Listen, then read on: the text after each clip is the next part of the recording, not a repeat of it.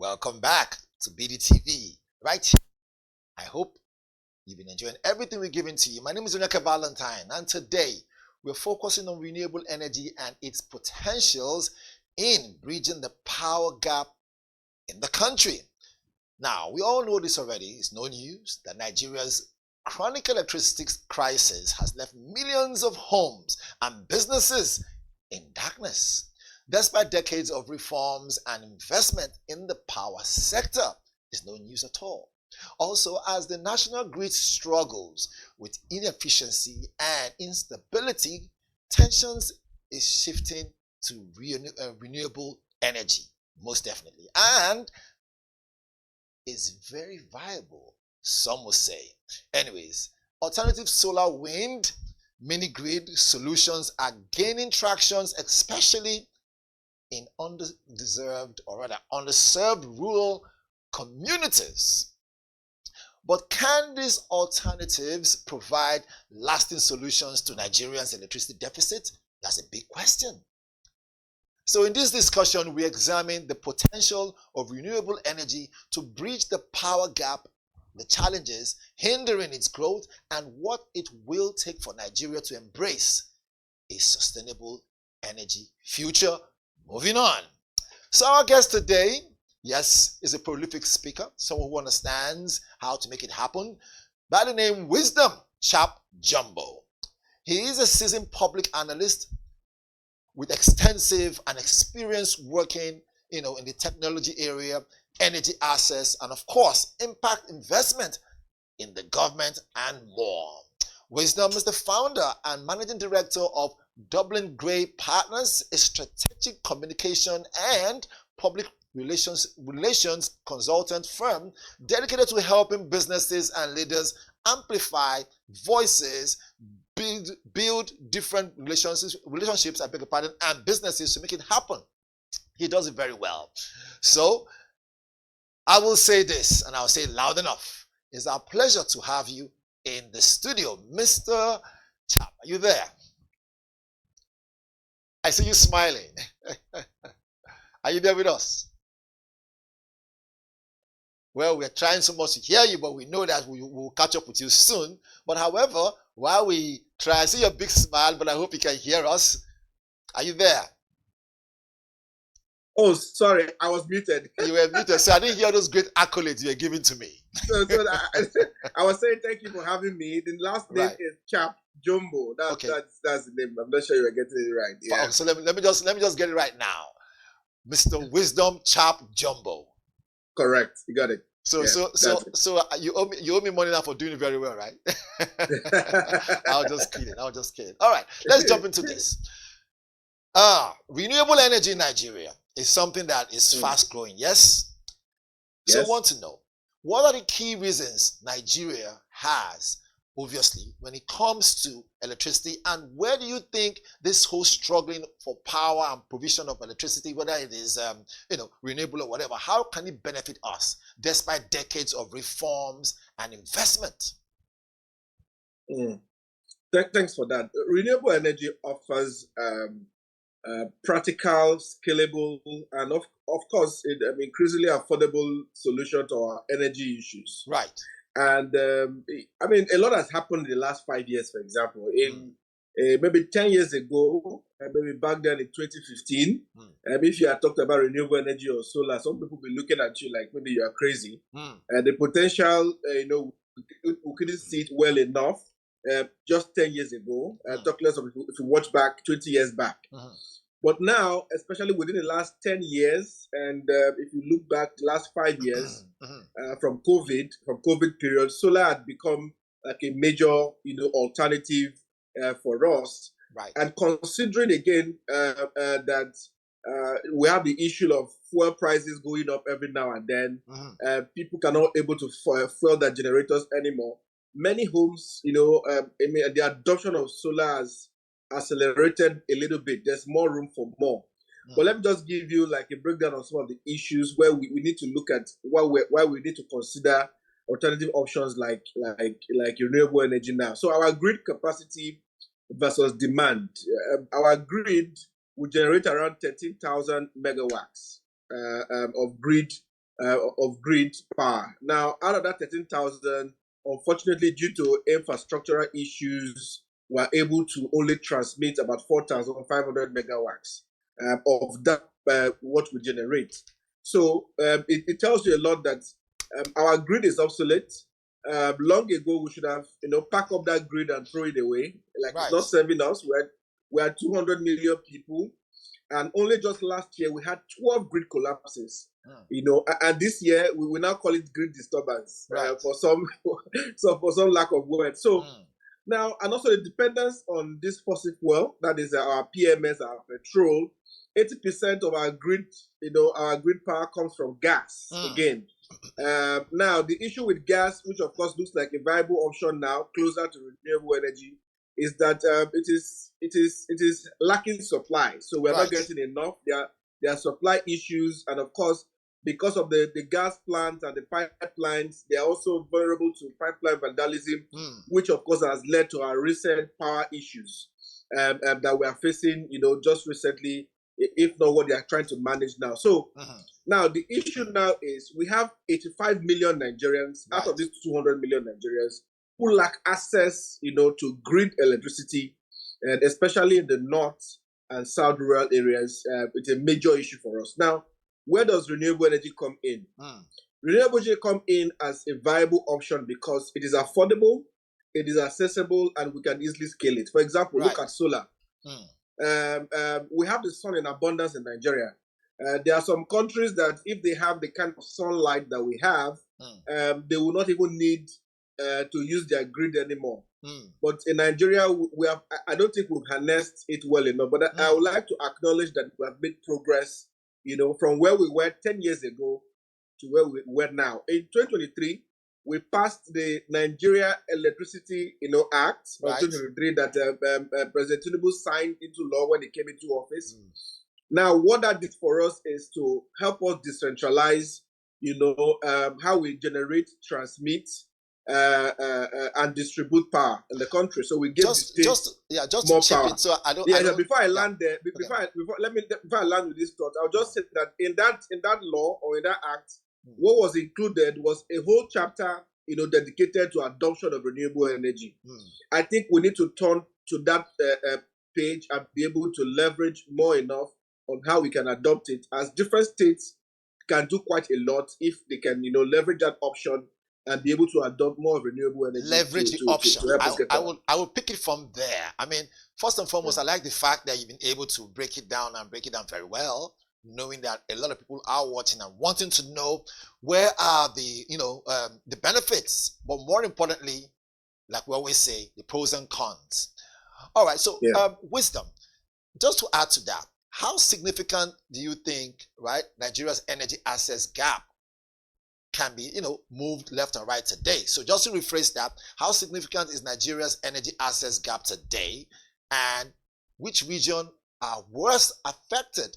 I'm talking about, some will say those who live in Lagos and others who live in other parts like Abuja, other areas where development is, is on a high, right?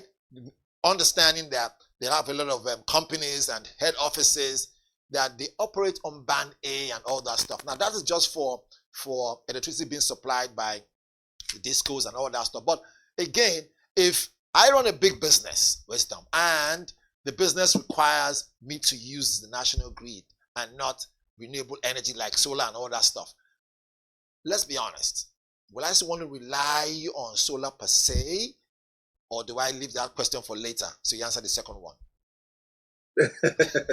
Okay. So did I get you there? Yes. So here's the thing. First of all, our national grid is not reliable. Okay. So it means that if you run a business, if you have a business or an organization, in fact, businesses generally, they don't rely on power from the grid because their business is going to fail. So what most of them do is they have their independent, power arrangements where, they drive that themselves. So they can be able to manage that directly because our grid is not reliable. You talked about the energy access, how significant it is. I mentioned earlier that 85 million Nigerians lack access to energy. 85 million out of the 200 of us. That's a huge number. In fact, that number just, maybe we cover about 5 million of that number just recently, because some years back it used to be about 95 million Nigerians. So there's still huge. There's still a huge gap that we need to cover. Now, you talked about, can I depend on solar? Yes. To do my business if I do it? Yes, a lot of SMEs are already leveraging that. And I don't know if you've heard of the Rural Electrification Agency, through the Nigeria Electrification Project, right. NEP.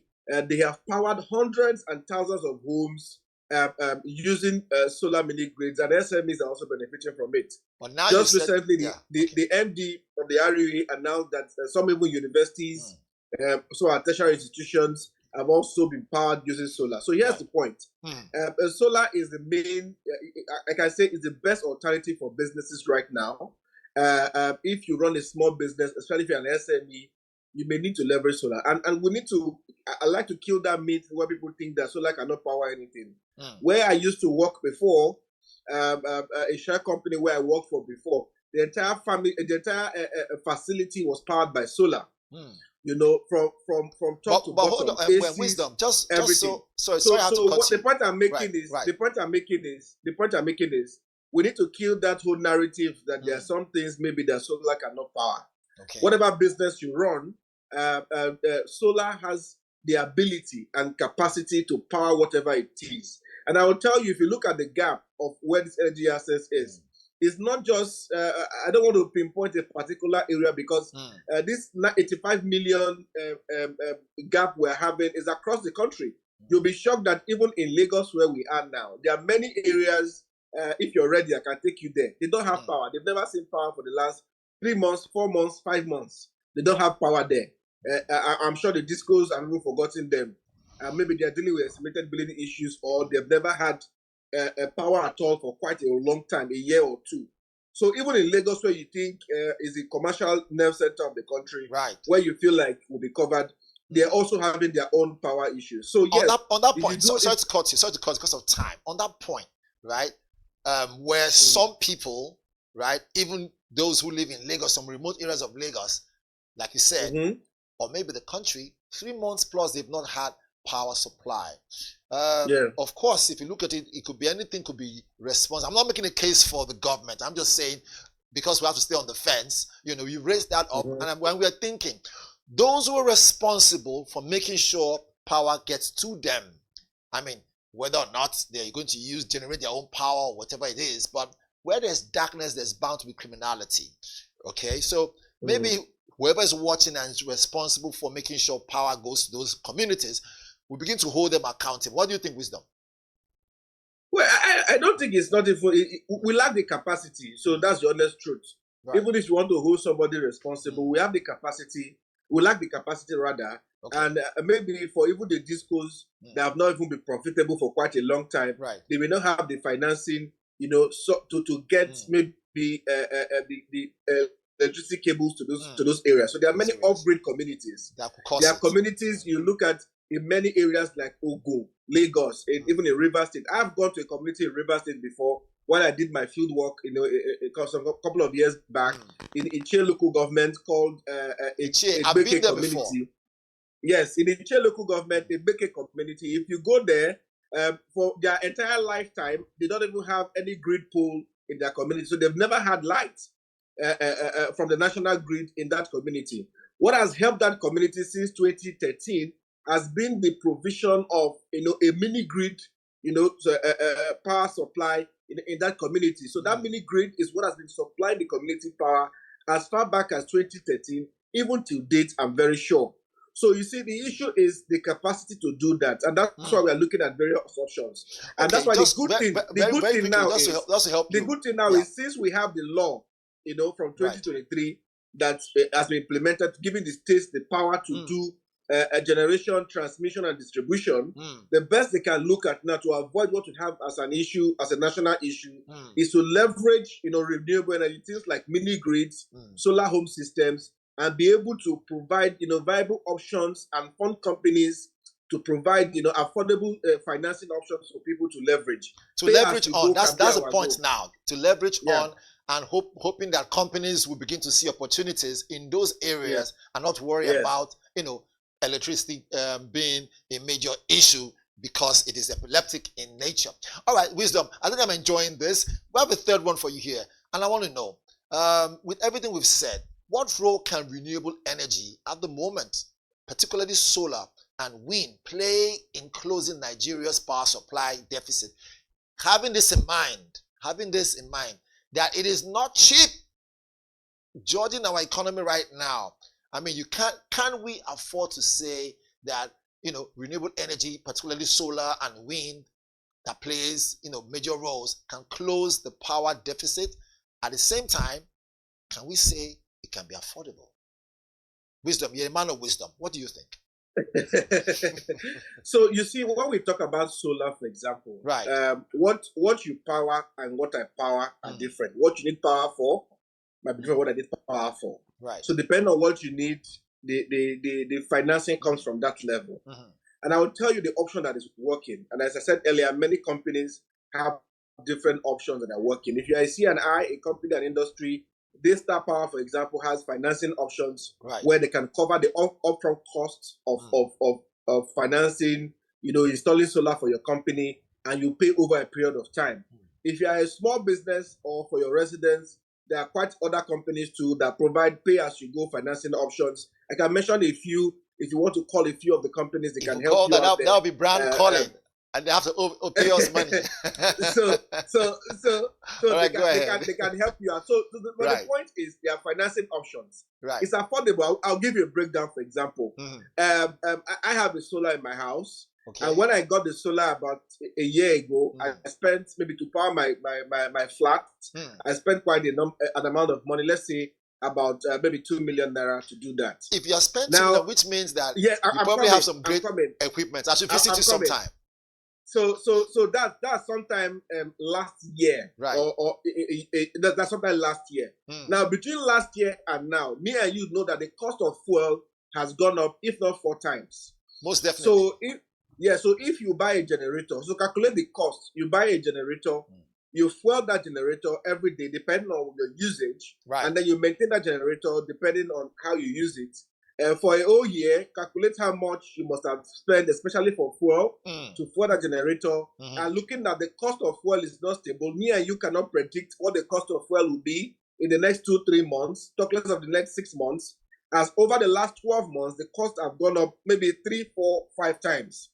So when you add all those costs together, I'll tell you for free, if I was buying fuel, if I had a generator, I would have spent maybe roughly about 4 million naira alone on fuel, and you can see how much I've saved already. So the major issue with getting solar usually is the upfront cost might seem a bit high, but with the available financing options, companies can help you pay small. So companies can help you pay small to help you to achieve it. Yes, depending, and the cost of solar is depending on what you want to power. So for the amount I called for my own solar solution in my house is depending on what I am powering with it. That's why my own cost looks that way. So from your own cost, what you want to power, they can shape a cost for you that fits your power. Hold your thoughts. Hold your thoughts, Wisdom. Hold your thoughts. I like where you're coming from. It makes anyone who is, within the sector or someone who has a small company begin to say, wait a minute, it's not as if it is a myth. It is doable, and of course it is possible. So this is a good one. Yes, it is. So just to add to that, Wisdom, and I must say you're catching up with the name, and we must commend you on that. Now, what are the main policies or regulatory barriers that might slow down investment in renewable energy in Nigeria? Remember, like we said, we are in a country where a lot of regulatory bodies are there. Some will say they are in our favor. Others will say otherwise. But before you take the next sip of water, jump into this one. What are the main policy of regulatory barriers that you think might slow us down? How can we, converse with them so that they give room for young businesses to come on board? Businesses like you and I, that want to start up something, and startups, are we going to worry about regulatory bodies? If so, why? I feel that with the passage of the Nigeria Electricity Act of 2023, I feel that has, lessened whatever barrier it is. And as we go into 2027 general election, the major heavy weight of the problems and the solutions will now go, to the state governments, because we want to see what they are doing. So far, only about 12, 13 states have been able to decentralize, their energy policies to give room. That's make their own laws and their own markets. About 12 states like that. So if the states can be able to take full charge or full control of power in their different states, we begin to help SMEs in those different states on what and how they can access what they need to do better. So, for example, if you run a business in Lagos, and with the Lagos energy policy, in Lagos State, you can see that there are options for you, of course, to connect to, if you need to power your business, if there are provisions made by that law in the state to cover SMEs. If you run a business, what can you get and what can you not get, for able to get power, and ensuring that the discos, and also the players within the sector are leveraging those things to make sure the SMEs are benefiting. Right. That will work. If I'm an operator, what I also want to get, of an operator or a disco, or an operator rather for renewable energy or solar, is that I want to get incentives. Because while we're making some of these solar panels and stuff in country, we also have some element of it that we're also importing to make it. So if there are incentives, or if I generate power, if I can give back to the grid, all of those things are ways that we can make it, very easy, but SMEs can benefit where there's financing from government to make it even much more affordable. So if you run a business and government say, we can meet 10% of your cost or 20% of your cost, to close that gap for you to get a solar system installed in your office, that would be helpful. If we can also help to strengthen our energy policies to ensure that government is holding the discos and is able to hold the entire value chain from generation, transmission, and distribution. We see that there's consistency there and there's reliability on what we can do as a state. Businesses are going to flourish, because you have to remember that the life wire of an economy would depend on how power is settled, because a lot of businesses need power to run. On that point, some businesses wisdom, because of time, I know you have a lot to say. And I must say we're enjoying this because, a lot of people out there are getting some full insight that the myth the myth around, alternative power supply can be broken. Just before we go, this one is something to just drive you home a little bit, to give you more of that insight we're talking about. So do you think, Wisdom, that there is a future where Nigeria, and this is just like 40 seconds before we go because of time, do you see a future where Nigeria depends less on national grid and more on decentralized energy system? If you do, Wisdom, with your wisdom within what we're discussing all the way through, tell us why. And if not, well, let's hope that Nigeria as a country will learn from this next answer. So what do you think? So in January, President Tinubu was in Tanzania, Dar es Salaam, at the Africa Energy Summit, and he joined other African leaders to commit to an energy compact to close, Africa's energy gap, for 300 million Africans. Was that helpful? Out of that amount, Nigeria is about 85 to 100 million. So what it means is that government has made that commitment. And we are hoping that within the next 5 years, which that commitment is going to last between now and 2030, we want to see that there will be progress. And the government has said they need about $23 billion to achieve that. We agree. Part of that, 15 billion will come from the private sector. That's progress. Let's see how they can be able to match up those amounts. But in the next 5 years, I want to see, and I'm hopeful. I like to be optimistic. And I'm hopeful with the surge we're seeing with Nigerians wanting to switch to solar and the way and the rate the adoption is really moving. I feel like in the next 5 years, we may not be able to close the gap entirely, but we may have witnessed a significant progress in the next 5 years. So I'm optimistic. The government just needs to do its part. We need to close the inconsistent regulatory framework within the sector, harmonize all our laws to ensure that it is consistent to what we want to achieve. We also need to look at incentives that we can offer players within the sector. We also need to look at how we can attract investment into the power sector, especially as a state. which we need to begin to look at how states are decentralizing the 2023 Act to be able to work for them as a state, and want to see state governments coming out with brilliant ideas, which to help. We also want to see that part of it is they are leveraging renewable energy to close the gap on what the grid power can do. What the grid power can do, Mr. Wisdom. Mr. Wisdom. Many things. Right. I must say you have it well packed, and of course we can go on and on with this, because I mean, power supply and power, the power sector affects everybody and all businesses, as the case may be. Wisdom, I want to thank you so much. We can go on and on, like I said, but time is of the essence. And just for a bit of a smile on our faces, I see that your power supply has been steady all through this our fantastic conversation. Maybe I should throw a wire all the way there so I can connect it to my own house.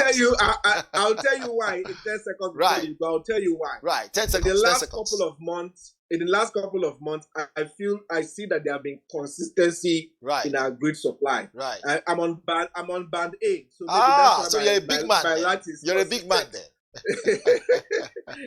I'm not a big man. It's costing me a fortune. But I feel like in the last couple of months, there have been consistency in the grid supply. Right. And we hope that whatever the Federal Ministry of Power or the within the power sector they are doing, we hope that they're able to sustain it. Let us keep hoping. In the last 1 month, I think there have been consistency in the grid supply. Thank you so much, Wisdom. Let's keep hoping, like you said, and I hope that the right people have watched this. A Minister of Power, and of course those who are in charge of DISCO and power distribution and power holding. Let them see that there is now a major contender in the market. Yes, Wisdom? Yes. Yes. All right. Thank you so much, Wisdom. We hope some other time we'll have you ready whenever it is time, so we can throw more light on this alternative power supply. Wisdom, thank you so much. We've been speaking to Mr. Wisdom, who is a prolific speaker, someone who also understands the breakdown of why it's important to look at the angle of renewable energy and how that can make Nigeria a better place, and for businesses, and of course, draw in some international investors. Thank you so much. Thank you so much. Up next, don't touch that dial. We have the news coming after now. And who knows? Great stuff for you. This is BDTV. Onyeka Valentine is my name. We'll be right back. Don't go away.